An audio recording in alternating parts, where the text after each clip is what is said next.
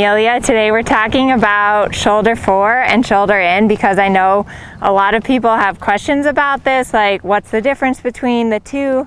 When would you use one versus the other? And so hopefully I can help you out with that a little bit today. Be sure to give this channel a thumbs up and subscribe. I post a new dressage video every Wednesday, so we always have new things coming out. And check out the description below. I have a free rider assessment quiz that you can take to learn where your strengths and weaknesses are. So this is Mercurio here, and we're going to talk today about shoulder in and shoulder fore. So starting out with shoulder fore. So shoulder fore is a really good suppleness and straightness exercise. Basically, when you're riding shoulder fore, what you're doing is that when you're going down the rail, so if I am standing with him on the rail here, and if I have his shoulder and his hip perfectly on the rail, because his hips, all horses' hips are wider than their front end. So because of that, it's going to appear that he's haunches in.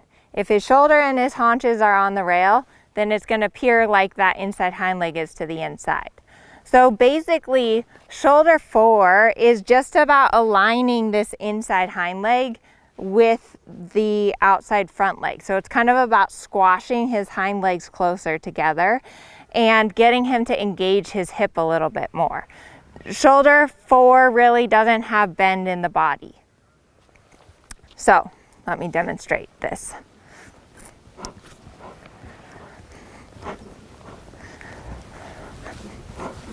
So if I'm just going down the rail, and first off, I'm just gonna think, okay, I want him straight. So I'm gonna just put his shoulders and his hips right on the rail. And what you'll see, like if you are sitting at the corner there, is he's gonna look like he's a little bit haunches in. So to do shoulder fore, what I'm gonna think about doing is I'm going to think about using my inside leg to just kind of squash his inside hind leg closer to the outside front leg. And I'm going to use my outside rein to bring his shoulder just a tiny, tiny bit off the rail. So it's not a huge thing. When you're riding shoulder fore, it's not like it's not like you're riding down the rail with a ton of angle like in shoulder in. It's just really about being mindful of where that inside hind leg is. And let me go up to canter. Where shoulder fore I would say is most useful is in the canter, because the canter is where I feel like all horses like to carry their hips to the inside because they don't have to take as much weight behind if they can carry their haunches to the inside. So my aids for shoulder fore, I'm sitting on the inside seat bone, my inside leg is at the girth, and then my outside rein is just making sure that he's not falling with his shoulder on the rail. So I do want his shoulder like just the tiniest bit off the rail, but the bigger thing I'm trying to feel is where his inside hind leg is. Boy.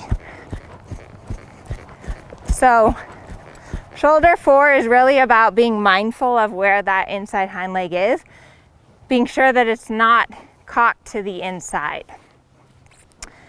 Now, shoulder in, on the other hand, the big difference between shoulder fore and shoulder in is that shoulder in has more angle to it. So shoulder in is actually a 3-track movement. So that means that if I'm going right towards the judge doing shoulder in on the center line, there should be 3 tracks. So there should be the outside hind leg, and then the outside front leg and the inside hind leg are 1 track, and then the inside front leg is another track. The other difference with shoulder in is that shoulder in has bend in the body. So shoulder fore, the horse can be pretty straight from their poll to their tail, but shoulder in, you want the horse to actually curve in their spine. So for shoulder in, I always prepare with a 10-meter circle. So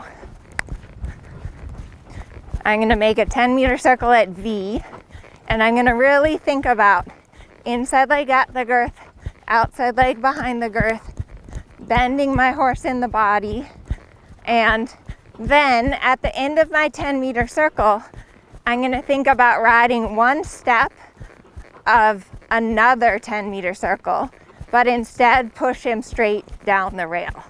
So my inside leg is at the girth, my outside leg is behind the girth, and for shoulder in, I want more angle, more bend, and a clear 3 tracks.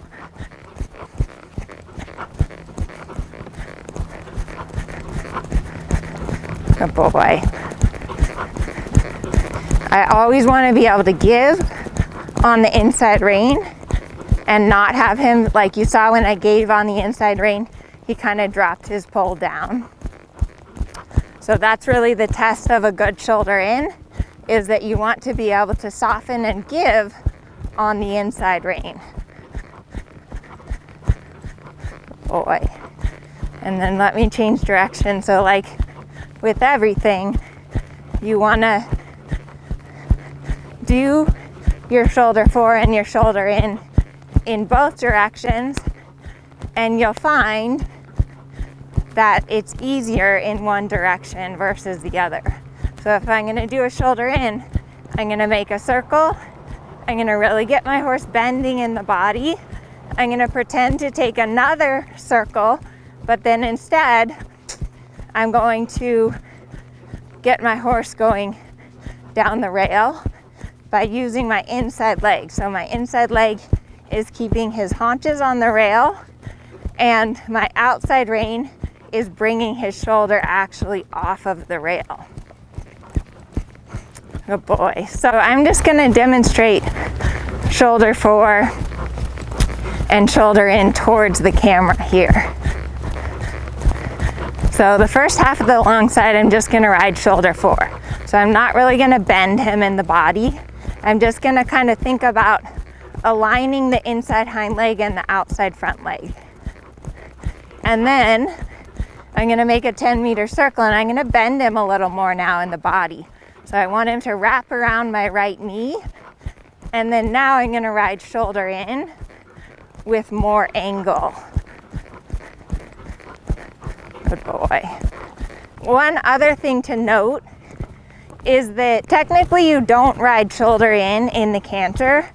You only ride shoulder fore in the canter. You can practice riding shoulder in, but it's never something that you would see in a test. Shoulder fore in the canter is a really good exercise because it really works on getting your horse supple.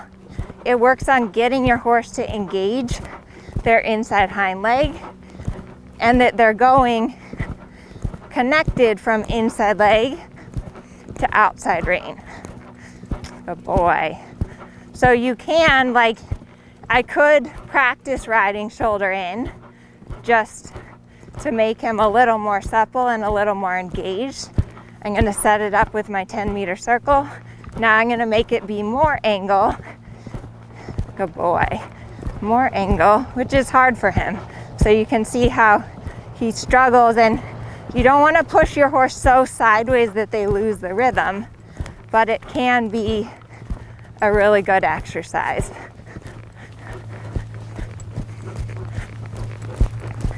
Good boy. So I hope that this video clarifies the difference between shoulder fore and shoulder in. As you can see, they're very similar. It's not like there's a huge difference between the two, but there are some subtle differences. Basically, you should always be riding your horse in shoulder fore so that when you're going straight down the rail, that they don't just have their hip cocked to the inside, because when their hip is to the inside, they're not carrying the weight on their hind leg. So shoulder fore is really about engagement and collection and also suppleness. And then shoulder in is just a more extreme version of that. So let me know in the comments if this is helpful, and if you have any other questions.